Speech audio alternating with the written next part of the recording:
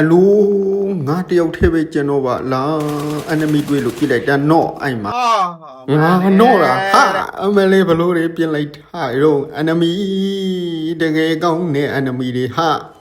နံပါတ်1လဲရှော့ပြီနံပါတ်2ကလည်းမရှိတော့ဘူးနံပါတ်3ကျတော့အိဋ္ဌာနဲ့ကိစ္စရှော့သွားခဲ့ပြီလေ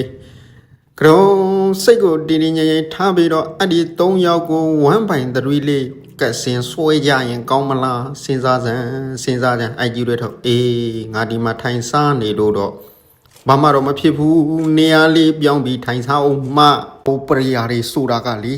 ပိုစိရှင်ကောင်းကောင်းယူရတယ်သူများတွေပြောတာကြားတာပါတောင်ဘက်ကတက်လာပြီ